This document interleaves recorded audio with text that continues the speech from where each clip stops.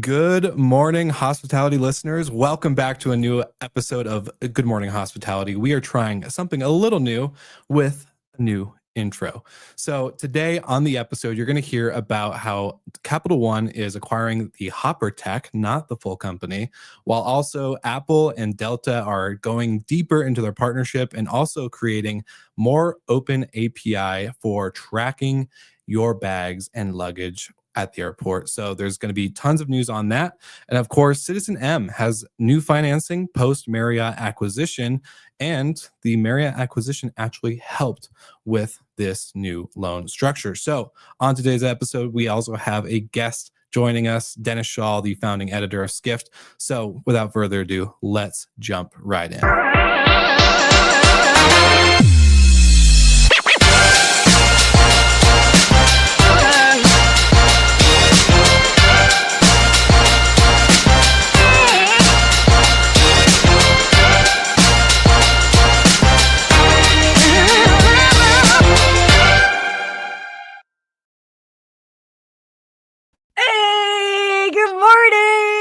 Good morning, Sarah. I'm trying to fill in with that Steve Turk intro. I know, but we got a lot of new stuff. We got a lot of new happening this week. You start with that new intro. I'm a big fan of that style where you kind of set us up so everybody that's joining us knows where we're going to be going today. And then I also love the actual new introduction with that music. That's totally recapping the whole early morning energy vibe that we like to keep strong. I was just going to say, we were really trying to tap into that early morning energy. Monica at the creative team at Skift really pulled that all together. She was the creative eye behind it. So shout out to Monica. Thanks for all your hard work. She makes my life a lot easier. So bravo. Very excited for all the new changes and for today's episode, because we have a legend in our midst. We do. A legend. Yeah, actually, yes, a legend joining us the day before Thanksgiving, which is crazier. So I saw Lou sent a quick message. He was like, "Where is Sarah?" Jeez. Where are you? Your background is different. So where are you? Because also for the listeners, Steve Turk could not make it today. He is still on the show. I'm just filling in as a backup to a backup to a backup. The last resort kind of thing. He's out this week, but we'll be back next week. Yeah, definitely. So I happen to be at my grandparents' house in good old Allentown, Pennsylvania. For those that know all the smaller regional airports, ABE flew in there last week. But what's so cool about this lovely purple room that I'm in is I've got all these maps behind me, and I think we're talking about it. It's super cool. So there's a map of Antarctica because my grandparents went. All these AAA maps. They have one of Los Angeles that they got when I moved there 20 years ago. So cool. It's super cool. So it's a little bit of a different room, but lots of travel history around me. Lots of travel history, which we're going to get into in some future episodes. But I think we've been keeping Dennis backstage long enough. Yes. Should we bring Without on? further ado, bring on Dennis. Come on, Dennis. Dennis Come Schaal, on down. Hey, I'm ready to boogie with that new intro, so let's go. Let's go. I saw Dennis's head backstage bobbing along, so I was like, all right, if Dennis is moving and grooving, then we're in a good shape. We're in good shape. If it's Dennis approved, it's like it's a go. It's right. Go. Love, perfect. Dennis, I would love for the listeners that don't know how legendary you are and your background, I would love for you to give us a quick intro. Obviously, founding editor at Skift. So you've covered so much. I actually told Dennis this at Skift Global Forum. I was reading your stories when I was a front desk agent at a Marriott autograph collection. So I'm a big fan, obviously. So I would love for you to take a quick moment for an intro. Thank you very much. First of all, I deny everything. But beyond that, I have been covering online travel for various publications for 25 years. No way. You started when you were 6, right? Okay. Exactly.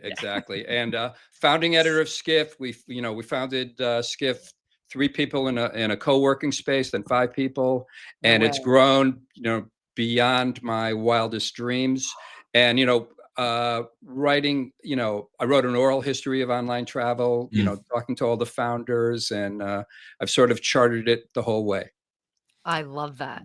Yeah, it's incredible. And for the listeners, I definitely think you should check out the history of online travel piece. It's actually one of my favorite pieces to reference because Mhm. of the depth and detail, which I think is we were talking backstage a little bit about this, like how kind of a lost art, right? Like short form content has really Yeah. ruined our attention span. So if you can sit down for 20 to 30 minutes and read something on screen, I think this is one of the pieces definitely to jump There are into. anecdotes in there that literally are not fit to print. Some really juicy Oh! ones. So Yes. Ooh, I love it. That's great. I actually haven't read that piece, so I'm gonna put it on my list to check out later today. Don't you Definitely. worry, Sarah. I'll be sending it right Oh, now. can't wait. Right Can't now. wait. It's so cool. Well, one of the reasons why we have Dennis on is because of some big news that has been happening or that has happened lately. And so Capital One is acquiring Hopper Tech. So, Dennis, why don't you kind of give us like a little bit of a rundown in regards to this, just to kind of bring everybody up to speed with it? Yeah, so Hopper has powered Capital One Travel since around 2021, Okay. providing the flights and hotels and all the fintech products like Mm, price prediction and price protection. And so now what's happening is Capital One is poised to acquire the customized tech that Hopper uses to power Capital One Travel. It's mhm. not powering all of it's not taking all of Hopper's tech. Hopper will still be alive, Yeah. and it's poised to hire a chunk of Hopper's engineering team and hotel team, so it can so Capital One could strike out on its own and establish its own direct relationships with hotels and do other things. This is interesting. Like, and it's also, for those I think that maybe not be following the industry as closely. I mean, we're familiar with Hopper from the B2C side of things. Yeah. And so I like that this is really showcasing more of their B2B play that they've been really building out for quite some time. Right? Yeah, but now so they've been doing the B2B stuff for around 3 years. They power a bunch of banks in Japan, in Canada, in Latin America. They power Uber travel. Okay. But That's cool. now they're you know how hot B2B is in travel these Mhm. days. So Yeah. Hopper is basically abandoning its consumer business. Yeah. It's all but shut it down. Oh, And really? yeah. And Wow. 90% of its revenue now comes from the B2B business. Well, definitely would Dennis, make sense that that's where more of the money is coming from. Keep going. no, for sure. And I was going to say, I found it really interesting that Uber went the route of Hopper for their Uber travel side of inventory because of all the rumors around, Dara was former CEO at Expedia. So why not Right. have the Expedia roll up or a partnership happen? Is there a particular reason why you think Uber chose Hopper? Was it because of their stronger B2B side or maybe growing B2B side? It could have been. Hopper is known for the young travelers it attracts. Yeah. You know, everyone thought Hopper was a really big up and coming brand that they would go public, that they would challenge Expedia. They have Mm, all these fintech products. I don't know how it is now, but for a while, Hopper was making more money on fintech products than it was selling the actual travel. So I think Sure. maybe Uber saw an up and coming company, but mm, it just reminded me of Marriott and Sonder. You yeah. know, Mm, Marriott did this partnership with Sonder that collapsed, mhm. and you can make an argument that Hopper is, fading. Yeah. So some parallels there. Oh, interesting. But again, it's also, I mean, as any company would, it's like you follow where the money is. And so it's Yeah. like if the business is growing in one direction, and this happens all the time in various forms of technology, it might start a business or a piece of tech might start for solving one problem. And then as it's in implementation, you're realizing, oh, actually, this makes more sense. So I mean, it's kind of like a natural sort of progression Yeah. of a tech company. Yep. Um, but that's interesting to say the least. I kind of And want to ask you, Dennis, yeah, around the credit card side of things, yeah, because Capital One acquired Discover, which was a big move, especially after all the acquisitions being shut down by the government in the last couple of years. And so that was a big play, a big consolidation in the credit card space. But then also, I think American Express, I saw you post an article, is looking for a potential buyer for their corporate travel side of things. So the credit card businesses have been really pushing into loyalty and distribution and travel in general. What do you think is next? Because as you said, Hopper is pretty much fading in a lot of ways, and we'll cover a piece about the founder starting something new and exciting.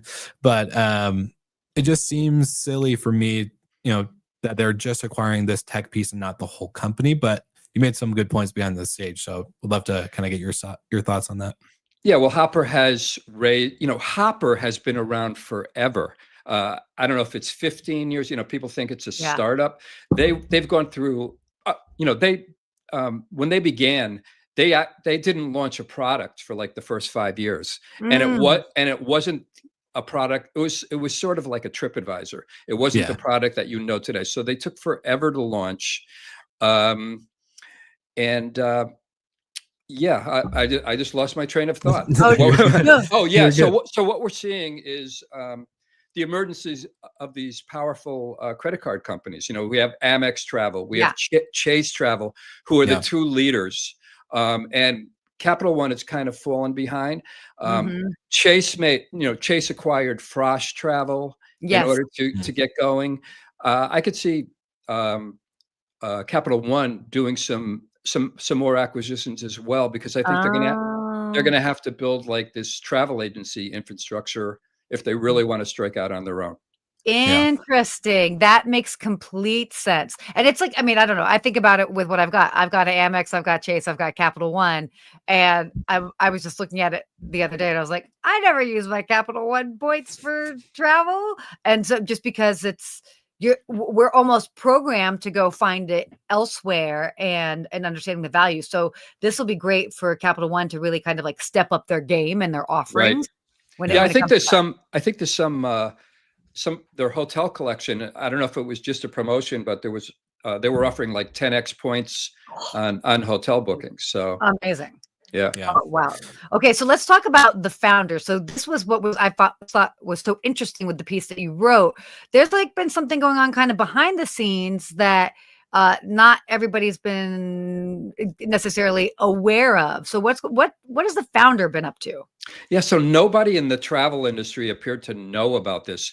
But in 2022, the founder, Fred Lalonde, went out and formed a new company, a climate capture company. They do climate projects to capture the carbon and store them. He is now the chairman and co-founder of this company. Okay. He took the Hopper CTO with him. There's Lawrence Tassi, former CFO Airbnb, is a co-founder as well.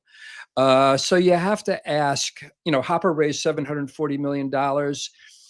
Does Hopper investors, are they really crazy about the fact that he's now has his attention on a second company? Yeah. A new baby. A new baby. Maybe it's the favored child. I don't know. Yeah. Yeah. Well, it's interesting because, again, obviously he's mindful of that, hence why it's been a little bit under the radar. I mean, it's out there. It's information that we're privy to, but it's obviously not being blown up or overly advertised at this point. But then again, with Capital One acquiring the Hopper Tech, maybe the investors are like, you know what, it's okay because like the company is going where the money is anyway. So they hopefully they feel comfortable and strong with that decision at least. Yeah, but I just wonder about Hopper's future because Capital One is their largest partner, and we don't know if there will be no relationship between Hopper and Capital One when this deal goes down and announced. But you just have to wonder about the future of their B2B business if they're losing their largest customer. Yeah. 100%. And with $700 million plus raised, it's no small decision, I would say, right? Like if you're losing your biggest customer, for them to just take your tool with them, like they don't need you anymore. There's no more money with that outside of the sale. So I don't know that Mhm. sale can only last so long. So I would be surprised if investors are really surprised, or not surprised, but happy about the decision. But again, who knows? Maybe they're getting a nice little chunk of change. So It don't look good. don't look. Oh, you heard it here first. Yeah, It's like, but yeah. So I mean, I think that's a really valid point. So it's kind of big news. Also interesting, like this week, kind of yeah, a big sort of travel week, and it's interesting that it's kind of like dropping now. yeah, A lot of stuff going on. Yeah, with the Marriott Sonder thing, and Yeah, mhm, a lot of news. yeah, a definitely. lot of shifts happening. That's for sure. Yeah, Yep. yeah. Well, Well, I was gonna ask you just, Dennis, yeah, on your quick take on the landscape of distribution and loyalty. This yeah. has been a topic we've covered a lot, and this is kind of like my last question for you, just on where, like, the Capital One, Chase, Amex, all big credit card players, Marriott Bonvoy becoming more of a distribution channel than just a hotel brand itself. Hmm. Where do you see this going? You could argue that this is a positive development for hotels. Hotels have long been looking for alternatives to Expedia and Booking.com, the Sure. power that they have. For a while, TripAdvisor got into hotel bookings, and Hmm. some hoteliers were hoping that this would be sort of a third force. So, now Amex Travel and Chase Travel, they're among the largest leisure travel companies in the United States, Hmm. and with Capital One on the road to becoming stronger, you could argue that this is positive for hotels, because now there's a new gunslinger in town. Yeah, it's kind Yeah, of like breaking up the pie, so to speak, so that just distribution is just going to be a little bit different. Right. The power.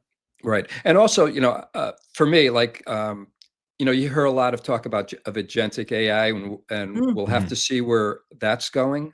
yes, Um, and people have tried to book travel in social media, on TikTok and whatever, but travelers, historically, they want to book with their credit card companies. They want mhm. to they book do. direct. They want to book with OTAs. They do. So yeah, so agentic has a lot to prove. It has a Yeah, long way to go, but it has a lot to prove about whether travelers will really want to book on ChatGPT. I think I think they will. I think it's more of just a timing thing, just Hmm. as travelers get more comfortable with it. You know what I Mhm. mean? It's I mean, think about at some point there was the shift of, oh, I'm not necessarily booking direct with a hotel. Now I'm booking with a third party, an an OTA, originally at some point that shift happened. And so yeah, it's gonna be interesting. It's the tale of two worlds in essence, because you've got the consumers, which they're going to do whatever's easiest for them. I mean, I talk Right. to travelers all the time and they're like, oh yeah, I'm just going to go like book it on an OTA. And the hotelier in me is always like, everybody, look, the pie is big enough. Everybody's got a piece of the pie, but the hoteliers and me like book direct or, Yeah, Right. or like, or with a travel advisor. But I mean, look, there's an absolute need and space for it. And, they're user friendly. So as agentic AI, obviously, as it ends up evolving, people go where there's the least amount of friction, and whatever's the easiest and looks the prettiest and has a great user experience, that's where people are going to go. And that's how they're going to book their stuff. They want to go where they can get their points and where they yeah, can get the lowest price. Oh, yep. So, totally. Oh my yeah. gosh. Yeah, definitely. And I don't blame them, it, Yeah, the it makes sense. Yes, gamification of it. Yeah, totally. Ooh, yeah, the it's good landscape stuff. is a changing. Yes. Damn. Dennis, we're Totally. gonna quote that. Just damn. Um, so good. Well, Dennis, I don't want to take up too much more of your time. I know it's holiday season. We're all traveling, getting ready to spend some time eating a ton of good food. So thank you so much for joining Yes, us on this special seriously, thank you. segment to cover this. Obviously, I'm sure we're gonna have you back on once the deal actually closes and Please, actually yes. we have more juicy bits. Hey, thanks Come for back having on me. anytime. Yeah, Thanks so much. of Of course. Well, course. thank you so much. We'll see you guys soon. Yeah, amazing. Awesome. He's the Wow. best. He's the best. He's great. He again, like absolute legend, and knows so much about the industry. So That's fascinating. I love it. Thank you for asking that question at the end. Like, where is the landscape? Like, what's happening in the future? Obviously, Yeah. we don't have a crystal ball. We can't totally No. predict things, but it is always interesting to just see where things are trending and shifting. So Yeah. hot topic. Definitely something we'll have to track, and I'm gonna have to create like a new place on my whiteboard just for all the stories for GMH tracking. It's like, okay, we have a lot of stuff that is continuing to develop and to change and to update, obviously, as things are being closed and announced. Yeah. And yeah, lots of stuff. So keeping some job security on my end, but we have a Yeah. couple more topics Totally. to cover, Sarah, and I'm Ooh. excited for it because you've covered this before in the past, and I've seen you create some amazing short form content on your Instagram around the Apple AirTag and tracking your Yes. luggage and all this I other need to stuff. drop that again. So yes, you do. This is perfectly well timed. Time. So No. for the listener's sake, can you explain what this new partnership is with Delta Airlines? Yeah. So, and it's so funny because I was recording this yesterday for the Skift Daily Briefing, sitting like in the Delta area next to like flight attendants as I'm like talking into a microphone. But this is great. Yeah. So, Apple and Delta are expanding their bag tracking through their share item location. So, as you can see here, they're joining forces on a new baggage tracking tech. For those that know, obviously, Apple AirTags has always, you toss a little AirTag into your bag. You can use your phone, Find My feature, and you can Mhm. always see where your bag is. Now, traditionally, before you would have that, and then you're like, oh, well, my bag isn't here. They're like, well, it shows that it's still in Cincinnati. And it's like, well, according to my phone, it's actually here. And so now what they've done is they've integrated the tech even more so that basically Delta will be able to have real-time visibility as far as where your bag is, and for airline Yeah. staff as well as travelers, which is, I think it's awesome. Yeah. My favorite part about the story was not just about the deeper integration that Apple is getting into the travel space, but that The this results. API, well, not the results, it's Okay. the Okay. API that they were developing with Delta is not just Mhm. exclusive to Delta. So they have actually Correct. opened this API to allow other travel providers, whether it's airlines or basically anything involving travel, Mhm. to have this feature. And I think this is where travel needs to continue to go Totally. because how many times have you been pissed off that a system doesn't communicate to each other because they look like they were built in 1995 and on dial-up internet? Totally. And the tech just has never caught up to where iPhones and all this new fancy consumer tech that we have today. So Totally. for me, I was like, thank you for making it open and available for others. So that way we're not just having all the force feed into Delta. No offense. I know you're a big Delta fan, but No, but you like, know, I it's mean, look, if you're yeah, flying on something else, like it can't force feed through. It doesn't make yeah. sense, of course. No, I'm airline agnostic when it comes to the tech. Okay, Yeah. All all right. All right, right. all right. When the tech piece, just that part. But yeah, so do you want to share the results though? I would actually love for your perspective Okay. on this. Yeah. So this was cool. So since they've kind of done this like partnership already with the Apple AirTags, so far they're showing that there's 26% fewer retrieval delays because they're able to end up finding the bag earlier. And then there's also been, this is wild, 90% drop in truly lost bags. 90. That's I mean, that completely is a game changer. Yeah.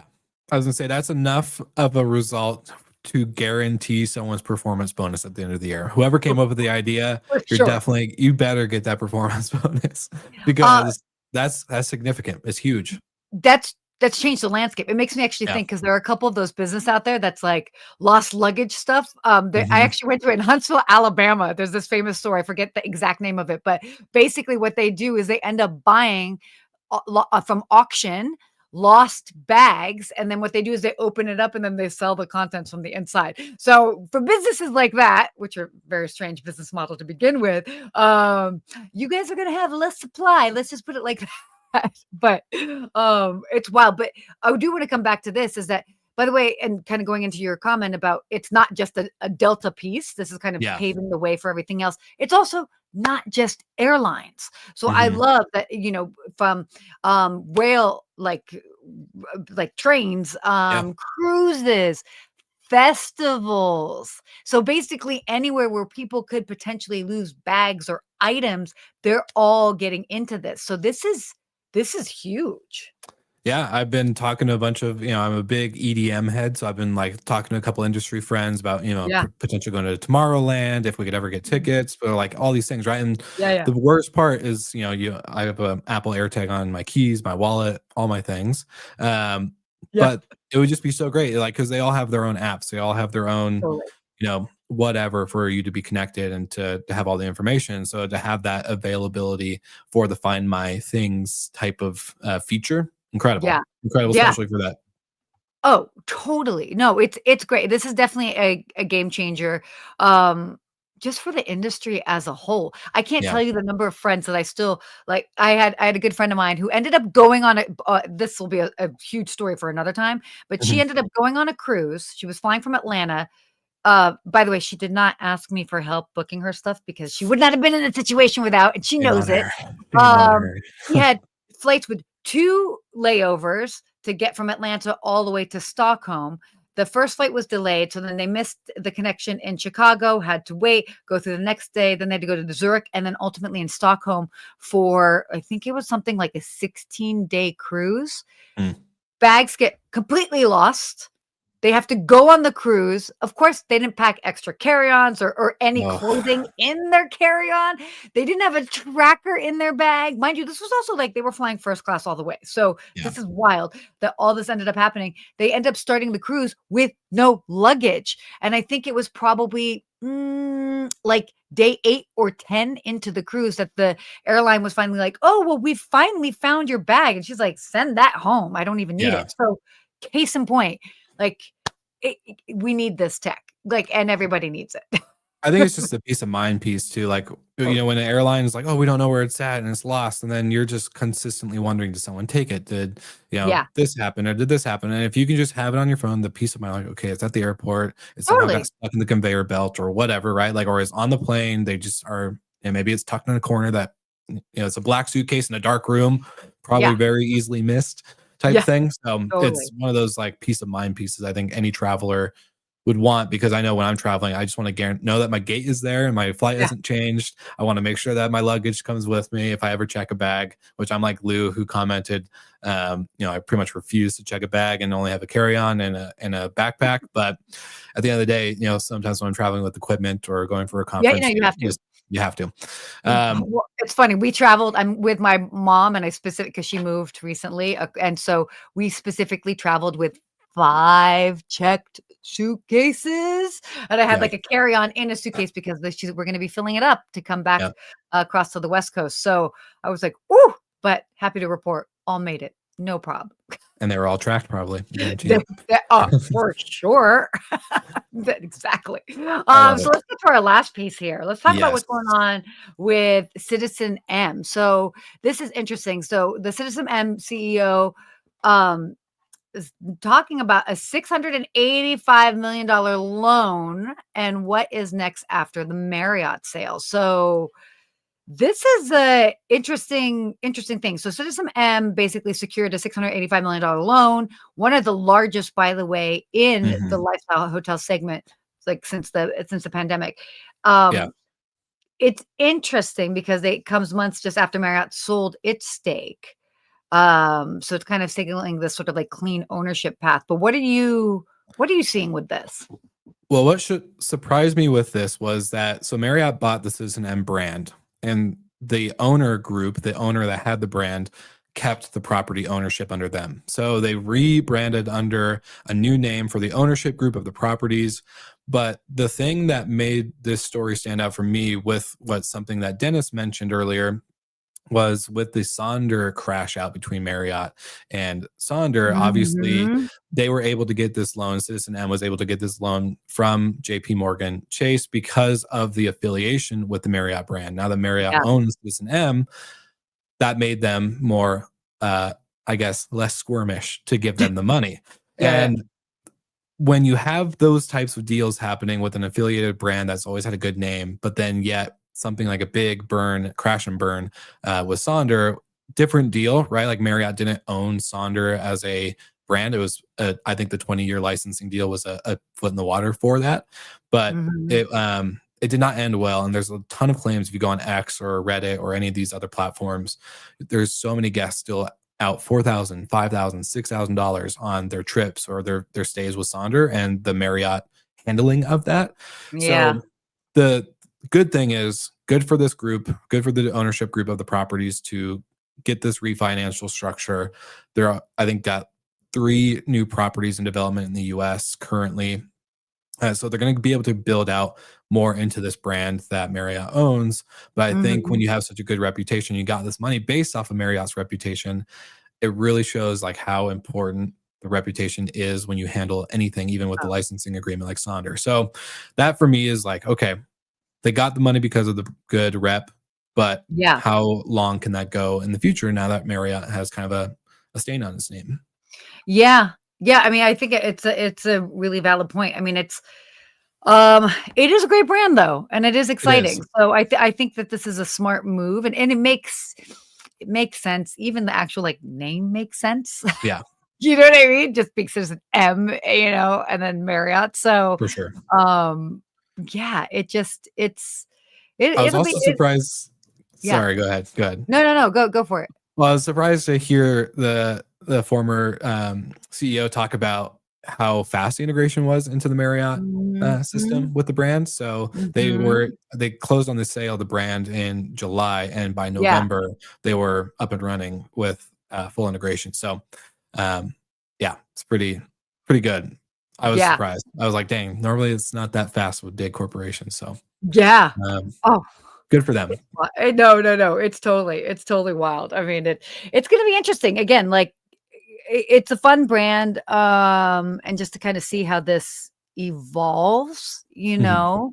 like where, yeah, it's gonna be. For again, it's gonna be interesting, and there's more just players on the scene and options for travelers. So I'm a big Yeah. fan of that always.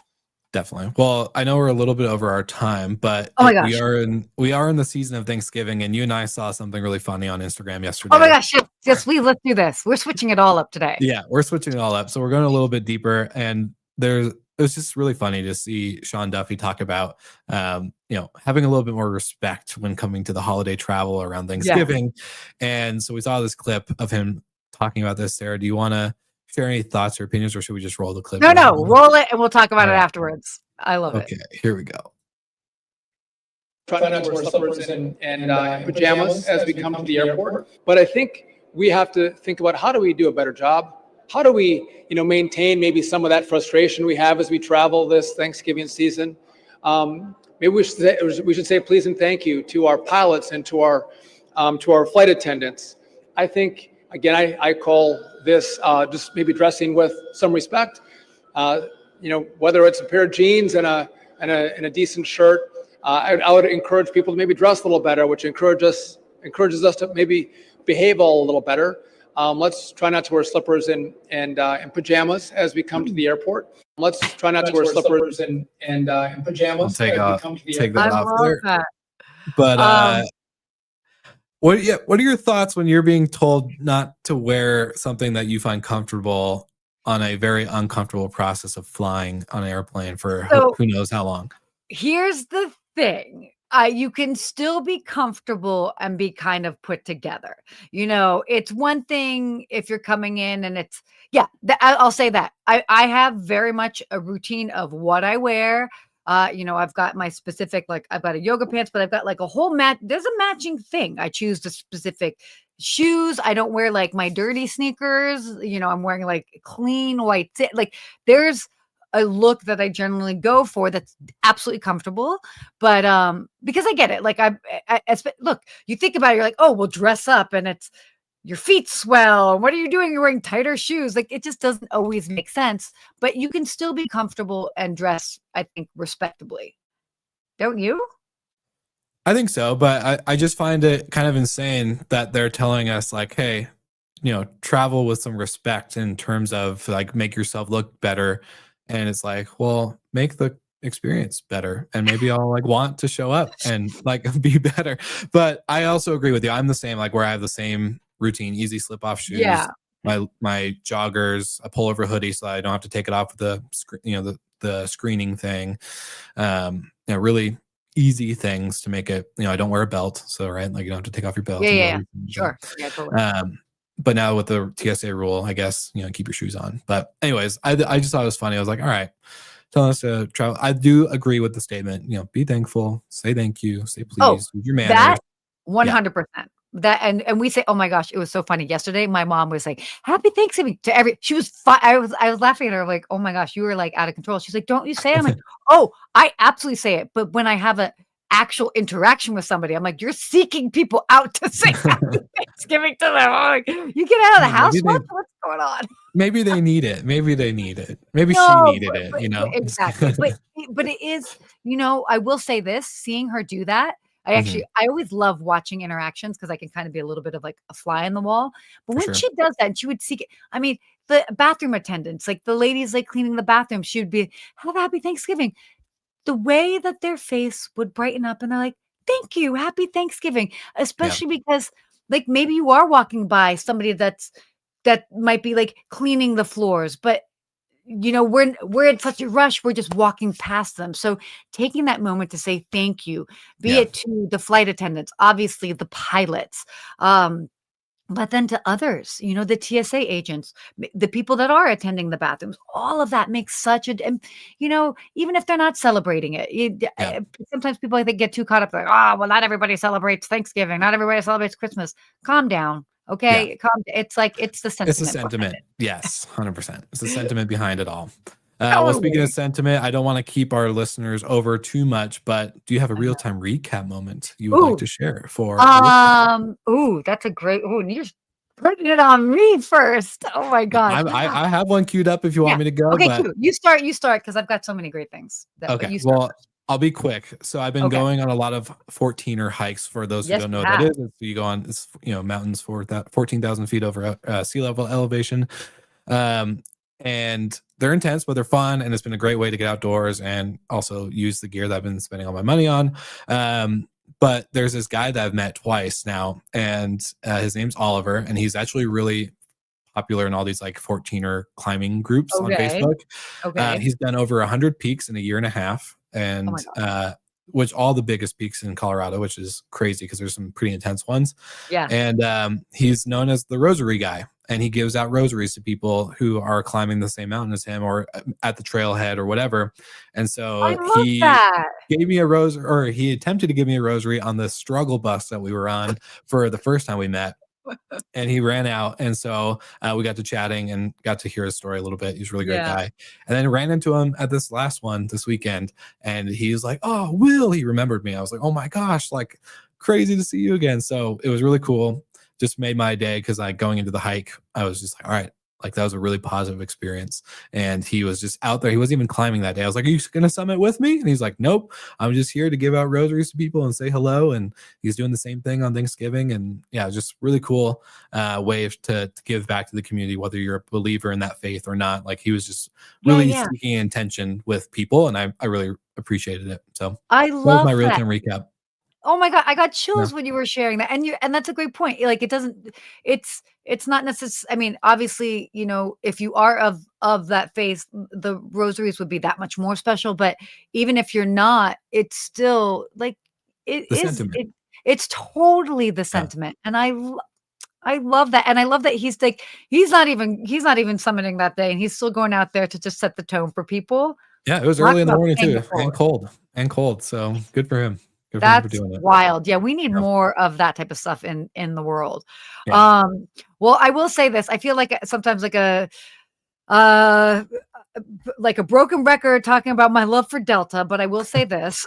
You're like, I knew it was coming. I knew it. So I've had 3 flights in the past 4 days. 2 of them have been delayed. So the first one was from Los Angeles to Las Vegas, which was hilarious because that's like a 45-minute flight, and my flight was delayed 3 hours. I could have easily driven faster, but I'm trying to get my status for next year, so everybody knows about those mileage runs. And so, but they were really good as far as communicating.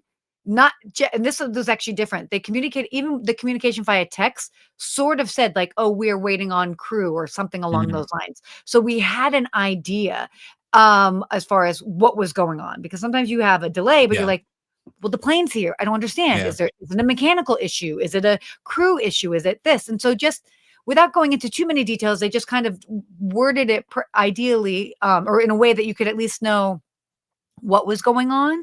And they kept the updates going, and they were really wonderful with that. And then, I just reached out to them afterwards. No, without a question, they sent me some more miles just as an apology. And then yesterday also we were delayed coming from Atlanta to Allentown, a smaller flight, but again, they were also very communicative, super nice.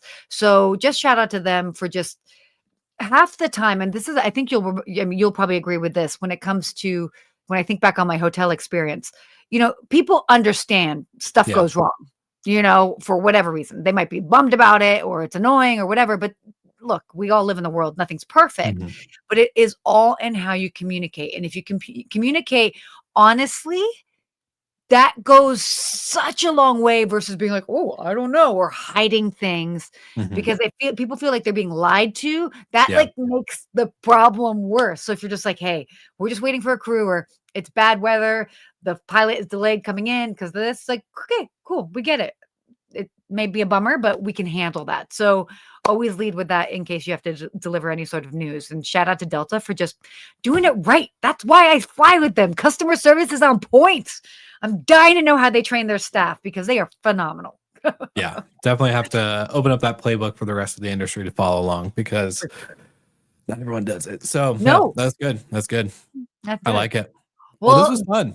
This is fun. And I have to say, super, super grateful that you were able to join. I know this is the season of being thankful, but, kind of just in looking back, since you've included us to, myself and Steve to be part of the Good Morning Hospitality team, to this whole transition to Skift, to how the brand and the show has evolved. So thankful because I know you're not on camera a lot with us all the time, but for those that don't know, Will is moving mountains behind the scenes.